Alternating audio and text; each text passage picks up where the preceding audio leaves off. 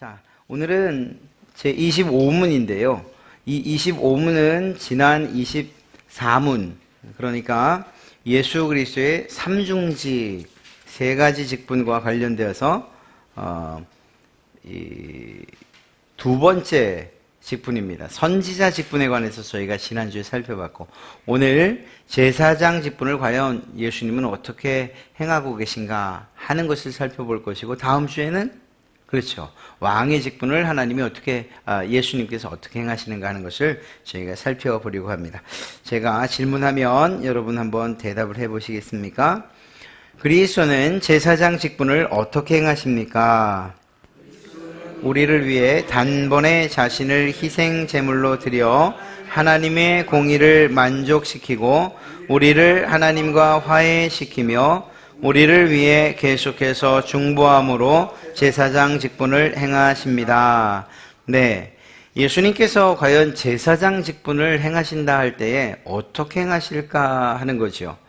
왜냐하면 예수님께서 행하시는 그 제사장의 직분들, 일하시는 모습을 보면 우리가 신앙하는 데에 큰 위로, 또 도움, 그리고 용기를 얻을 수 있기 때문입니다. 우리가 단순하게 그냥 믿는 것이 아니고 어떤 분을 믿는가 하는 것과 관련되어 있고, 그분은 또한 이 제사장의 직분을 통해서 우리에게 무엇을 주고자 하시는가 하는 것을 알 수 있게 되기 때문입니다. 사실 이 제사장에 관한 이 직분은 우리 예수님께서 가장 중요하게 여기신 그러한 일이라고 해도 결코 틀리지 않을 것입니다.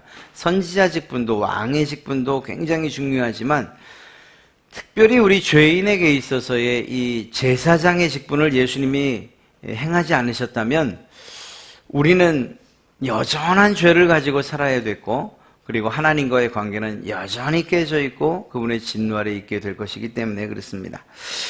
먼저 제사장의 조건이 과연 있는가? 예, 있죠. 이스라엘 백성들에게 이 제사장들의 조건이 있습니다. 아무나 제사장이 되는 것은 아니었어요. 제사장은 첫 번째로 이스라엘 사람이어야 했습니다. 이스라엘 사람. 이방 사람들은 안 되죠. 신분 상승 그런 것 없습니다. 이스라엘 사람이어야 하고, 그 가운데에서도 많은 지파들 가운데에서 레위 지파만이 제사장이 될 수 있습니다. 그러면 레위 지파라고 해서 다 제사장이냐? 아니죠. 레위 지파 사람들이 성막에서 많은 기구들을 옮기거나 설치하거나 제사를 돕는 일들은 했어요. 그러나 제사장은 아니었어요. 제사장은 어떤 사람들이 제사장이 되는가? 바로 아론의 자손만이 제사장이 될 수 있습니다. 그것도 일반 제사장. 이 가운데에서 이 제사장들의 대표라고 할 수 있는 대제사장, 이 대제사장은 이 아론의 자손 가운데에서도 맏아들인 엘르아살의 가문 가운데에서만 나올 수 있습니다. 엘르아살의 가문 가운데서만 대제사장이 나올 수 있습니다. 이렇듯이 제사장과 특별히 대제사장의 직분을 감당하기 위해서는 기본적인 태생적인 어떤 조건들을 가지고 있어야 했다는 것입니다. 그러면 제사장은 과연 어떤 일들을 했는가? 그토록 중요한 일이라고 한다면 그 제사장들이 일을 대략 세 가지 정도로 이야기할 수 있는데, 첫째는 백성을 대신해서 제사를 드리는 일이에요. 백성들을 대신해서 제사. 이 제사가 과연 무엇을 의미하는가 하는 것은 우리가 잠시 뒤에 다시 한번 살펴보도록 하겠습니다. 그러니까 제사장인데 제사 드리지 않는다. 그러면 이건 자기 직무를 다하지 않는 것입니다. 뒤에도 제가 잠깐 표시를 해놨는데, 우리가 성경을 읽다 보면 우리 한국적인 사고 때문에 참 헷갈리는 일들이 있어요. 그런 단어들이 몇몇 가지가 있어요. 그 가운데 가장 우리를 힘들게 하는 단어가 뭔가 하면, 특별히 유교적 전통에서 자라온 분들에게 힘든 단어가 바로 이 제사예요. 제사. 우리가 제사 그러면 보통 이렇게 제사상 차려놓고 홍동백서 이렇게 차려놓고 거기서 절하고 향 피우고 이렇게, 이걸 생각하지 않습니까? 그러다 보니까 성경에 나오는 제사라고 하면 이게 연상이 되는 거예요. 제사장들이 마치 우리 보통 제사를 이렇게 주관해 가는 사람을 뭐라고 하던데 저희가 제사를 안 드려가지고 하여간 뭐 옆에서 갖고 이렇게 뭐 인사라고 하기도 하고 옆에 돕는 분들 계시잖아요. 그 정도 수준으로 제사장을 생각하지 않는가 한번 생각해 봐야 됩니다. 아닙니다. 성경에서 이 제사라는 말은 단순히 영어 성경만 봐도 이 제사를 sacrifice라고 표현하고 있어요. 희생이에요, 희생. 그러니까 백성을 대신해서 제사를 드린다라고 하면 그냥 우리가 흔히 절하고 하는 이런 한국적인 제사가 아니고 무엇인가 제물을 죽여서 희생하는 일을 맡는 사람, 이렇게 이해를 해야 돼요. 이 비슷한 단어의 혼동 가운데 하나가 뭐가 있냐면 우리가 주기도문 할 때 시험, 아이고 갑자기 또 주기도문이 생각이 안 나네요. 아이고 참네. 우리를 시험에 들게 하지 마옵시고 이거 하잖아요. 우리를 시험에 들게 하지 마옵시고. 그런데 이 시험이란 말을 이 주기도문에 나온 이 시험은 테스트가 아니죠. 유혹이죠, 유혹. 우리를 유혹에 들지 말게 하옵시고죠. 그런 면에서 하나님은 시험하지 않으시는 분입니다 라고 말할 때 하나님은 유혹하지 않는 분이시라는 거예요. 하나님이 테스트하잖아요. 여러분들의 믿음과 신앙을 테스트하잖아요. 상황과 환경들을 통해서. 테스트 하시는데 왜 시험하지 않는 분이라고 했을까? 유혹하지 않는 분이시라고요. 사탄이 우리를 유혹하고 미혹하는 것처럼 하나님이 이렇게 사탕말림처럼 꼬드겨가지고 우리를 죄의 길로 끌고 가는, 의의 길로 뭐 바르게 살도록 이렇게 끌고 가는 그런 분이 아니라고요. 하나님은 시험받지 않으신다 할 때 유혹받지도 않으시고 유혹하지도 않는 분. 그런 의미에서 이 제사도, 제사라는 단어가 나오면 그래서 제일 좋은 표현은 희생제사라고 하거나 아니면 그냥 성경에 있는 제사의 표현대로 번제, 속건제, 속죄제, 화목제, 소제라고 그렇게 명칭을 해주는 게 오히려 낫죠. 그리고 통틀어서 제사라고 할 때는 희생하는 일 이렇게 생각을 하시면 성경을 이해하기가 훨씬 좋습니다. 마찬가지입니다. 백성을 대신해서 제사를 드린다라고 할 때 이 제사는 짐승을 잡는, 그래서 무엇인가 죽는 것과 죽이는 일, 이 일을 포함하고 있다는 것을 마음에 좀 새기셔야 돼요. 두 번째는 백성을 대신하여 여러분들에게는 기도를 드림이라고 했는데 더 정확한 표현은 바로 이 중보예요. 중보함. 우리가 중보 그러면 무엇과 누구 사이에서 이 다리 역할을 하는 그런 의미로 알고 있지 않습니까? 예, 그래서 그런 면에서 백성과 하나님 사이를 중보하는, 연결하고 또 좀 이따 다시 살펴보겠는데 우리 죄의 문제를 해결하시는 그러한 분, 이러한 일이 바로 백성을 대신하여 중보하는 일이 제사장의 일이라는 것. 또 한 가지는 백성을 위하여 축도를 드리는 것, 축복의 기도를 하는 것, 축복의 선언을 하는 것, 이것이 제사장의 직무 가운데 한 가지입니다. 여기서 하는 일들은 다른데 대상은 똑같죠. 백성을 대신하여, 백성을 위하여. 그러니까 제사장은 이 백성들과 관계된 일을 하는 사람이죠. 특별히 한 분을 더 이야기하라고 한다면 백성과 하나님 사이에서 일어나는 일들을 중간에서 중재하고 중보하는 이 모든 일들을 바로 제사장이 하는 것입니다. 백성들을 대표해서 하는. 그런 면에서 볼 때 이제 예수님께서 대제사장의 역할, 이 제사장의 직분을 감당하신다는 것을 우리 좀 더 깊게 알 수 있게 될 겁니다. 자, 이 가운데에서 이제 대제사장의 일은 그럼 특별한 일이 있습니까? 예, 있습니다. 구분되는 한 가지 일이 있는데 그것이 무엇인가 하면 일반 제사장들은 매일매일 이 자기의 죄를 속하기 위해서 오는 일반 사람들, 개개인들의 죄의 문제를 해결하기 위해서 짐승들을 잡아요. 매번. 그러니까 내가 죄를 지었으면 제가 짐승을 가지고서, 제물을 가지고서 제사장을 찾아가면 제사장이 내 죄 사함을 위해서 그 제물을 이제 하나님께 태워서 올려드리는 이 일을 하죠. 그런데 그건 개인의 일이고요. 공동체, 특별히 이스라엘 전체의 죄, 모든 이스라엘 백성들의 죄를 대속하는, 그 죄를 속하는 날을 하루 잡았는데 그것이 바로 대속죄제일입니다. 이날 이 대제사장이 바로 1년에 한 번 모든 이스라엘 백성들의 죄를 속하기 위해서 하나님 앞에 제사를 드려요. 이 일만큼은 일반 제사장이 아니고 대제사장이 합니다. 대속죄일의 모든 제사에 관한 일들은. 자, 그런데 히브리서 기자가 예수님을 어떻게 표현하고 있느냐 하면 대제사장이라고, 우리의 대제사장이라고 표현하고 있어요. 오늘 우리가 그 말을 읽었지 않습니까? 우리에게는 큰 대제사장이 계시니 승천하시니 곧 하나님의 아들 예수시라, 이렇게 기록하고 있습니다. 그러면 이제 문제가 생기는 거야. 예수님이 유다 지파인데? 예수님은 유다 지파시잖아요. 왕이 되는 건 이해가 되는데 예수님이 제사장이 어떻게 되실 수가 있지? 레위 지파도 아니고 아론 계열도 아니고 특별히 엘르아살 그 가문도 아닌데 대제사장이 예수님이 되실 수가 있는가? 예수님께서 하나님이 이 예수님만큼은 특진을 시키신 건가? 특별 대우를 하시는가? 하는 이런 생각을 해볼 수 있습니다. 어찌 보면 그렇게 말할 수도 있어요. 그러나 성경에서는 이 일에 대해서 분명하게 이야기를 하고 있습니다.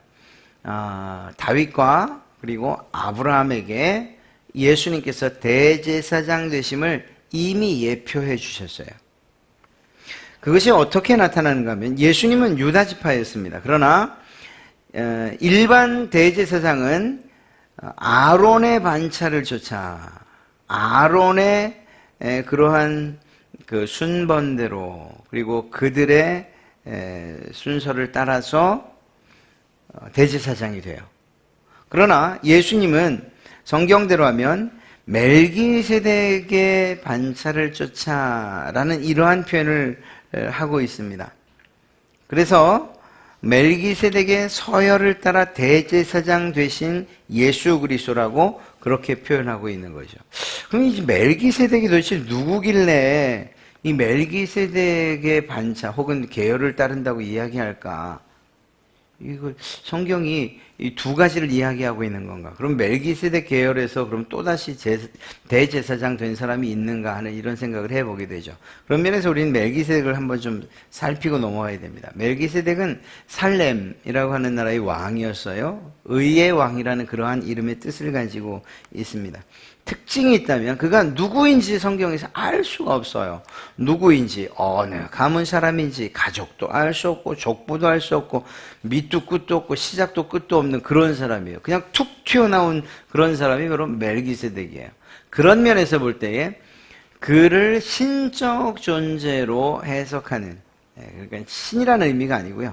그렇듯이 예수님께서 어떠한 이스라엘의 그 대제사장의 반차를 따르지 아니하시고 이 멜기세덱을 통하여 그의 반차를, 그의 계열을 따라서 대제사장 되게 하시는 그러한 다윗을 통해 예언하신 말씀을 이루게 하시고자 함이라는 것을 알게 되는 거죠.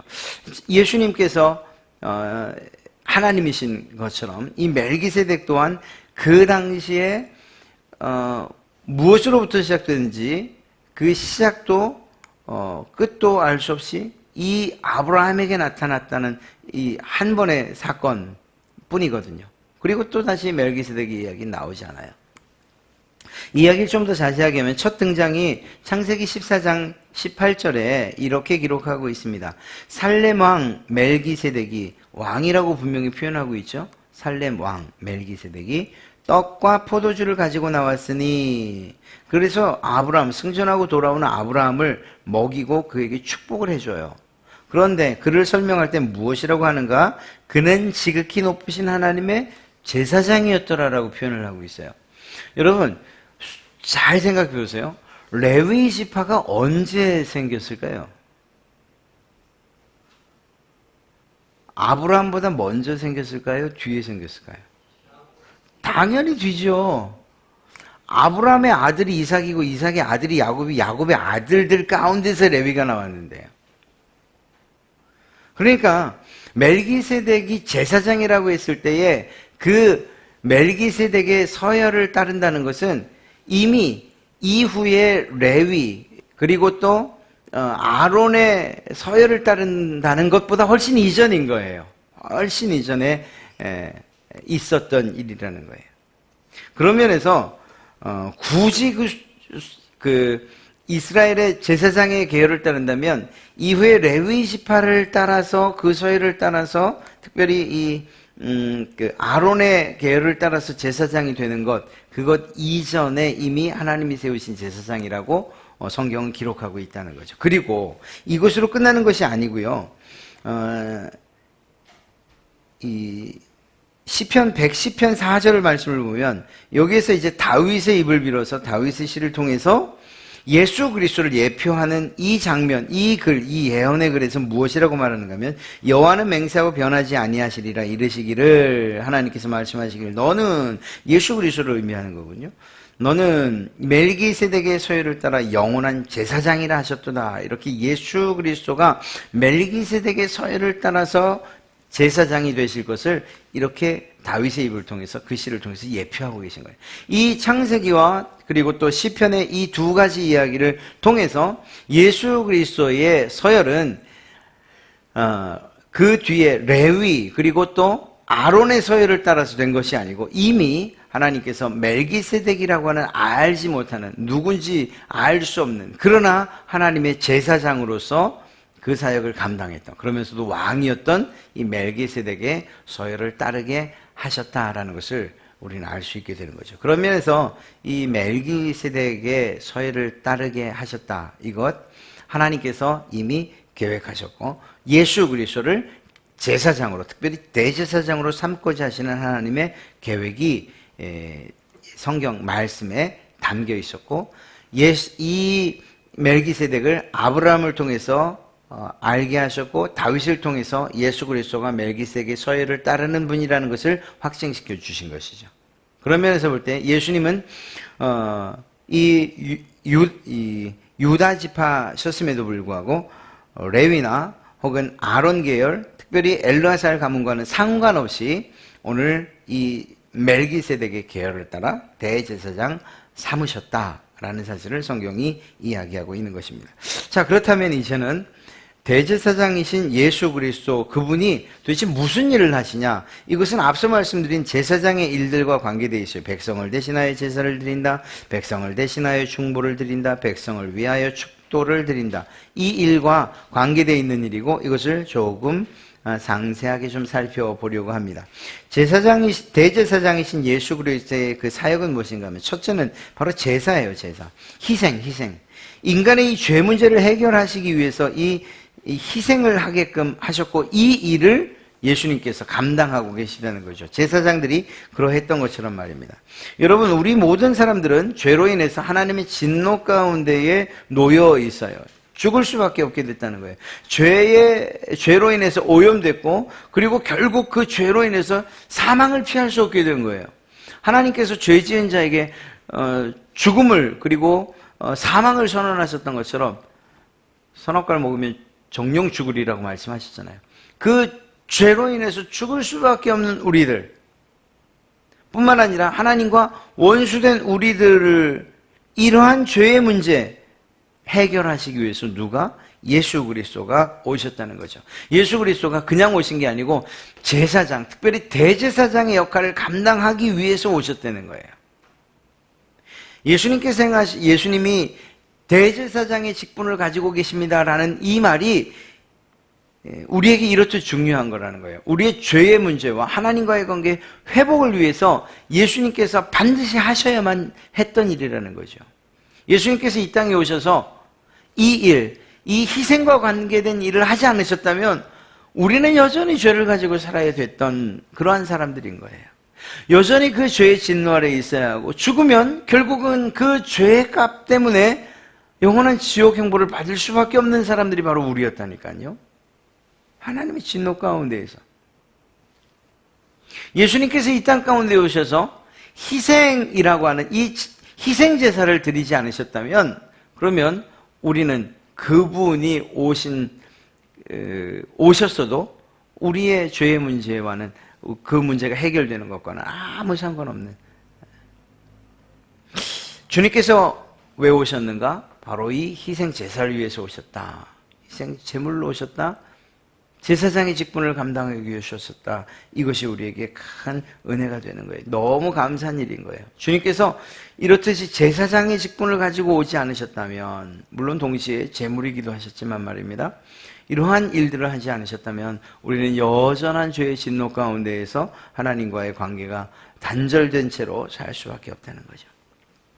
이러한 문제, 즉 죄로 인해서 하나님의 진노 아래에 있고 사망을 피할 수 없고 하나님과의 관계가 단절된 이러한 문제를 해결하기 위해서 하나님이 마련하신 장치가 바로 제사였거든요. 희생.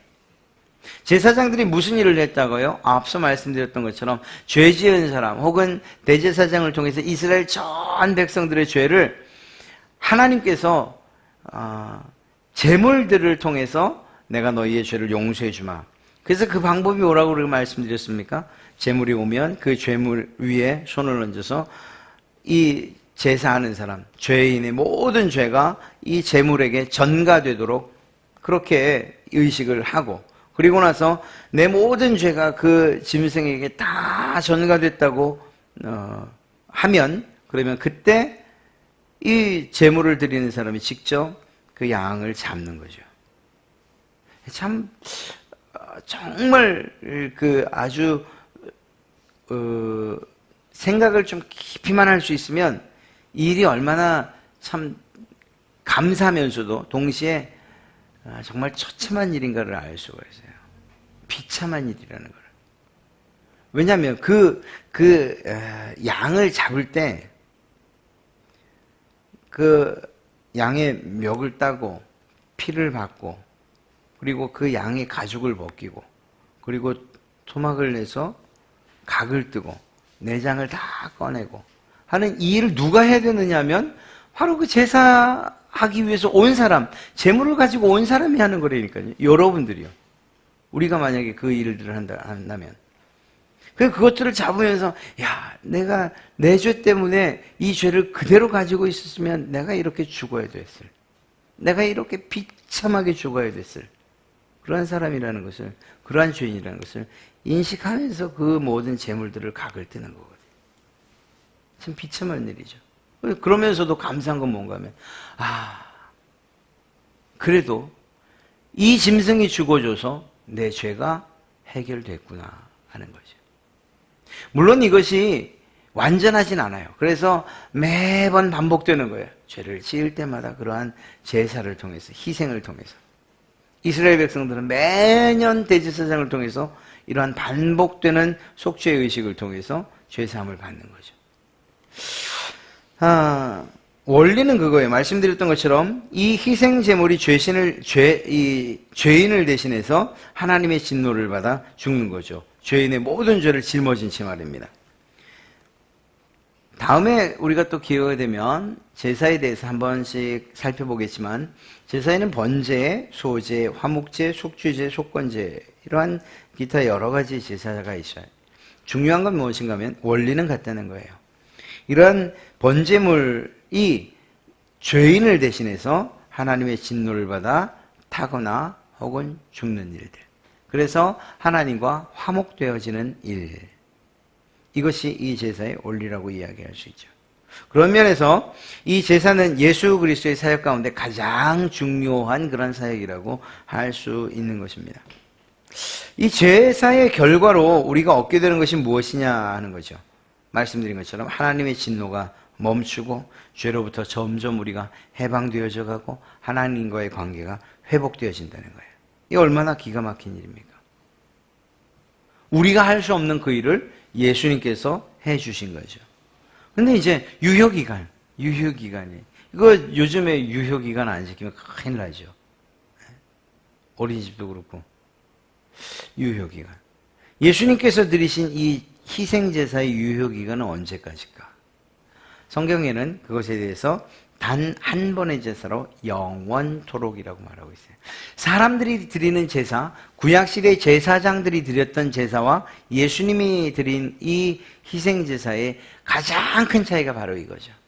사람들의 제사는 짐승들의 짐승들을 죽이는 이 일 반복되어져야 돼요. 반복되어져야 돼요.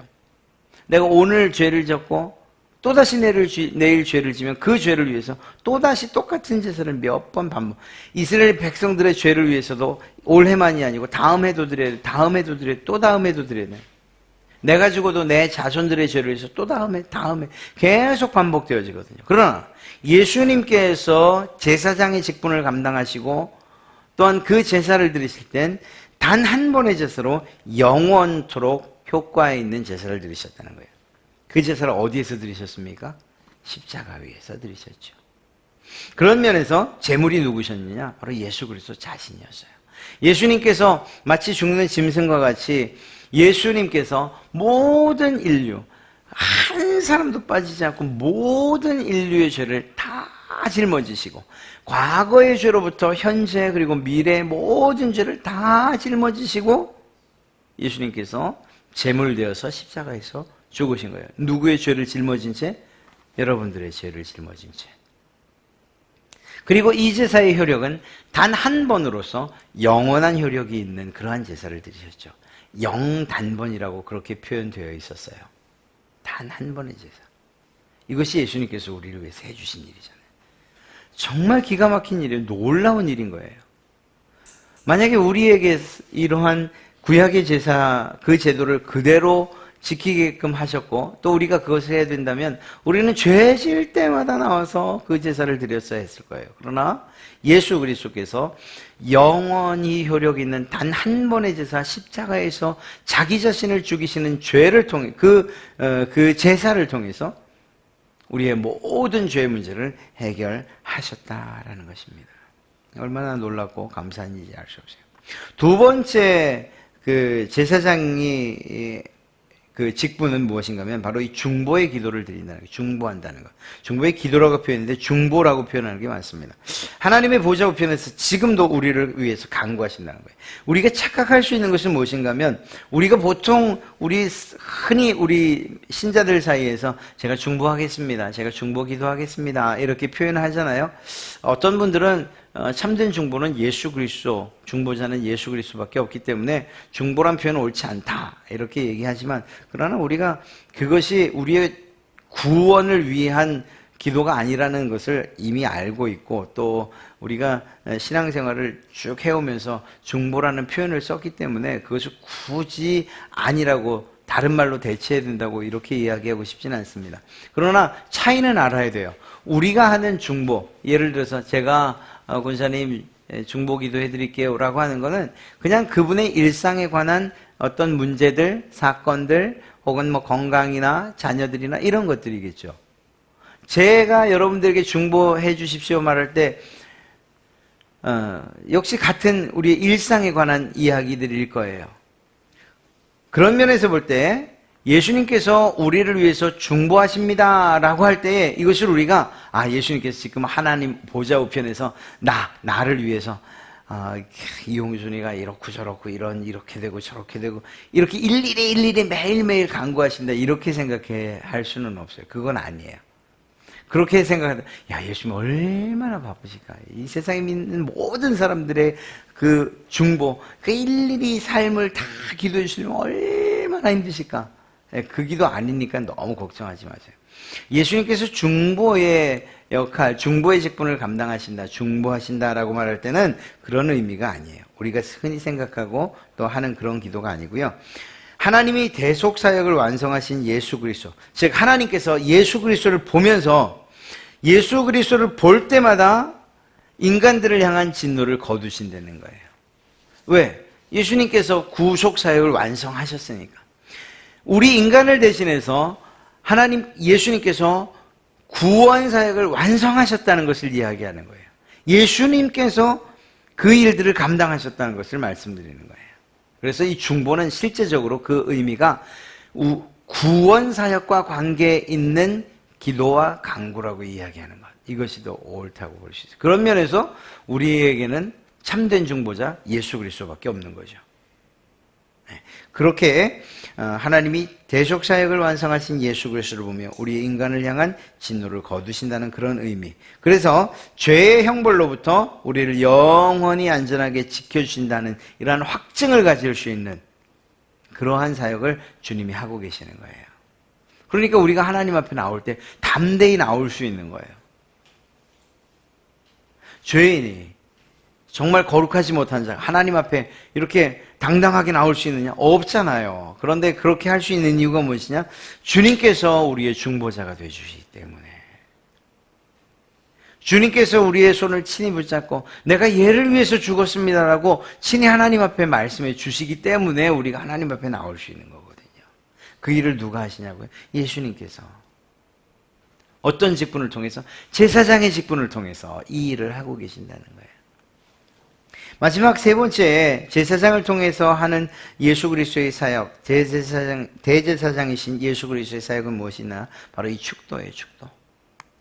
주님이 십자가에서 이루신 그 죽으심으로 말미암아서 얻게 된 모든 복, 모든 혜택, 이 모든 것을 우리로 하여금 누리게 하신다는 거죠.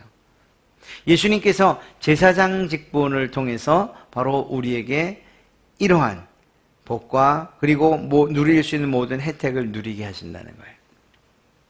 제사장 아론과 그의 아들들에게 하나님께서 말씀하십니다. 민수기 6장 23절부터 27절까지 말씀이에요. 이건 여러분들이 암송하셔서 혹은 읽으시며 매일 읽거나 아니면 쓰셔서 매일매일 읽으시거나 아니면 여러분들의 자녀를 생각하시면서 매일매일 기도드리기에 정말 좋은 그러한 기도문이라고 할 수 있어요. 그런 면에서 한번 같이 읽어볼까요? 시작. 아론과 그의 아들들에게 말하여 이르기를 너희는 이스라엘 자손을 위하여 이렇게 축복하여 이르되 여호와는 내게 복을 주시고 너를 지키시기를 원하며 여호와는 그의 얼굴을 내게 비추사 은혜 베푸시기를 원하며 여호와는 그 얼굴을 내게로 향하여 드사 평강 주시기를 원하노라 할지니라 하라. 그들은 이같이 내 이름으로 이스라엘 자손에게 축복할지니 내가 그들에게 복을 주리라. 자, 누가 축복하는 거죠? 아론과 그의 아들들, 대제사장과 제사장들이 백성들을 향해서 축복하는 거예요. 그런데 이 축복을 누가 하라고 명령하셨죠? 하나님께서 하라고 명령하셨잖아요. 제사장들의 직분이 그들이 감당해야 될 그러한 이 직무가 무엇이냐? 바로 이런 축복하는 일들인 거예요. 그래서 하나님은 무엇이라고 말씀하시는가? 야, 네가 축복해. 그러면 내가 그에게 복을 줄게. 똑같은 면에서 이미 베드로를 통해서 우리를 무엇이라고 말씀하셨어요? 너희는 왕같은 제사장이다. 이렇게 말씀하셨잖아요. 구원받은 모든 신자들을 너희는 왕같은 제사장이야. 말씀하셨잖아요. 그렇다면 여러분들이 이제는 이 기도를 하실 수 있는 거잖아요. 여러분들의 자녀들을 향해서, 여러분들이 사랑하는 사람을 향해서. 하나님, 내가 약속 의지에 기도합니다. 여호와는 내게, 여러분의 자녀들을 생각하시며 내게 복 주시고 너를 지키시기를 원하며. 이름 넣으신다고 누가 뭐라고 그러겠어요? 여호와는 그의 얼굴을 내게 비추사 은혜 베푸시기를 원하며 여호와는 그 얼굴을 내게로 향하여 드사 평강 주시기를 원하노라. 아멘. 이렇게 기도하면 하나님께서 어떻게 하신다고요? 그 축복의 기도를 그대로 들으시고 그들에게 복을 주시겠다 말씀하시잖아요. 제사장의 직분, 정말 기가 막힌 직분이 있잖아요. 제사만 하는 것이 아니고 중보만 하는 것이 아니고 자기에게 맡겨진 백성들을 향해서 축복을 해줄 수 있는 이러한 직무를 주셨다는 거죠. 그래서 우리가 흔히 가정에 제사장으로 세우신 아버지, 사실 어머니도 다 마찬가지인데 이렇게 얘기할 때 그 이야기를 할 때 오늘 우리가 살피는 제사장의 직무들 이런 것들이 쭉 생각이 나야 되는 거죠. 우리가 왕같은 제사장입니다 라고 말할 때 이런 일들이 생각이 나야 되는 거죠. 자, 뿐만 아니라 구약의 제사장들을 통해서 이렇게 축복하게 하셨을 뿐만 아니라 신약에서는 또 사도들을 통해서도 똑같은 축복의 말씀을 이 기도를 하게 하셨어요. 우리가 흔히 축도로 사용하고 있는 바로 그 구절인데요. 고린도후서 13장 13절을 보면 주 예수 그리스도의 은혜와 하나님의 사랑과 성령의 교통하심이 너희 무리와 함께 있을지어다 라는 말로서 축복하게 하셨죠. 바로 이러한 일들이 누구의 직무냐? 바로 제사장의 직분이라는 것입니다. 자, 중요한 것 한 가지를 좀 살펴봐야 돼요. 이러한 축복을 할 때에 그 핵심이 뭐냐? 그냥 축복을 빌기만 하면 되는 거냐? 복을 받을지어다 이러면 다 복을 받느냐? 그 복을 선언하는 사람의 권위에 따라서 복이 전달되거나 혹은 복받지 못하거나 하는 것이냐? 예를 들어서 그냥 저 같은 목사는 복을 빌면 안 되고 이렇게 좀 유명하신 목사님들이 복을 받을지어다 목소리도 이렇게 복을 받을 이렇게 하면은 그러면 복을 진짜 받는 거냐? 그 권위가 달라지네. 아니라는 거예요. 그거 아니에요. 이유가 있어요. 복을 선언하는 자의 문제가 아니고 그 복과 그리고 그 혜택을 십자가의 구속의 혜택을 누리는 사람들 그들이 그 혜택과 복을 받게 되는 이유는 무엇이냐? 바로 성령님의 역사하심 때문인 거예요. 성령님을 통해서 영적이건 물질적이건 육체적이건 이러한 도움을 성령님을 통해서 주신다고 약속했기 때문에 이건 선포하는 사람들의 그러한 권위나 그리고 그러한 지위나 직분에 의해서가 아니고 굳이 말한다면 선포하는 자의 믿음 그리고 그 믿음에 대하여서 성령 하나님께서 그분의 뜻대로 주시는 것이거든요. 이렇게 생각할 수 있어요. 그래야 정말 앞에 서 있는 목사라고 해서 혹은 지도자라고 해서 맹목적으로 따라가는 이런 일들은 없는 거예요. 그가 선언해서 복을 받는 게 아니고 그가 선언해서 병 낫는 게 아니기 때문에 온전히 그 일을 행하시는 분은 성령 하나님이시잖아요. 그런 면에서 이 사실을 깨닫고 있는 목사들은 더 주의할 수밖에 없는 거예요. 혹시 내가 높아지는 것 아닌가? 내가 마치 일하는 것처럼 보여지지 않는가? 그게 아닌데 어떻게 하면 예수 그리스도를 더 높이고 어떻게 하면 일하시는 성령님 그분을 더 높일까? 이런 생각을 하면서 증거하고 일하는 것이죠. 이렇게 돼야 돼요. 그러니까 여러분들이 기도할 때도 마찬가지인 거예요. 그렇다고 해서 제게 기도 부탁을 하지 말라는 얘기는 아니에요. 목사님이 기도해 주시면 꼭 날 것 같아요. 이게 어떤 면에선 맞고 또 어떤 면에선 아닌 거예요. 어떤 면에선가 하면 지금 말씀드린 대로 일을 행하시는 분이 하나님이시라고 할 때에 그 일을 하나님께서 행하십니다 라고 하면 그리고 또 그것을 목사가 알아서 하나님 이 일을 이루어 주십시오. 우리의 믿음을 가지고 하나님 기도하오니 들어주십시오라고 기도한다면 그거는 맞는 말이죠. 그러나 저 사람이 능력이 있고 저 사람이 권위가 있어서 저 사람이 아니고서는 하나님께서 응답하지 않으실 것이라는 마음으로 만약에 누군가를 찾아간다면 그것은 정말 잘못된 것이라는 것입니다. 그런 면에서 우리가 어떠한 기도 요청을 한다 할지라도 기도 요청을 하는 것은 중요하고 또 해야 될 일들이지만 그 사람이 아니면 안 된다고 생각하며 요청하는 것 이것은 문제인 거예요. 왜? 일하시는 분은 하나님이시니까 말입니다. 아시겠어요? 그러니까 우리에게 필요한 건 그 사람에 대한 믿음이 아니고 하나님에 대한 믿음이 필요한 거죠. 하나님의 일하심에 대한 확신이 우리에게 필요한 거예요. 그러면 왜 기도해달라고 그러냐? 의인의 강구는 역사하는 힘이 크고 합심하여 기도하는 셋이 모여 기도하는 그 기도에 하나님께서 또 응답하신다고. 그리고 또한 그러한 기도의 나눔을 통해서 내 이웃 또 내 옆에 있는 사람들의 그런 아픔이나 또 기쁨들을 함께 나눌 수 있는, 함께 울고 함께 즐거워할 수 있는 이러한 놀라운 공동체 유익을 얻을 수가 있는 거죠. 그런 면에서인 거죠. 이제는 여러분들이 이렇게 하셔야 돼요. 예배할 때마다 예수 그리스도를 생각하실 때마다 주님께서 우리의 모든 죄를 해결하시고 지금도 나를 위해서 중보하시고 지금도 나를 위해서 축복하시는 그런 대제사장이시구나. 이 제사장의 직분을 주님께서 감당해 주셨구나. 내가 이 얼마나 감사한가. 이렇게 기억하며 그분을 높이고 찬송하는 그래서 기쁨과 감사의 삶을 우리가 살아가야 될 줄로 믿습니다. 예수님께서 제사장이시래요. 그냥 단순하게 그렇게 그냥 그것으로 끝나는 것이 아니고 예수님이 제사장 직분을 감당하시면서 우리에게 주신 유익이 무엇인가를 생각하면 생각할수록 그분이 제사장 되시면 얼마나 감사하고 얼마나 기쁜 일인지 우리는 더 크게 경험하게 될 줄로 믿습니다.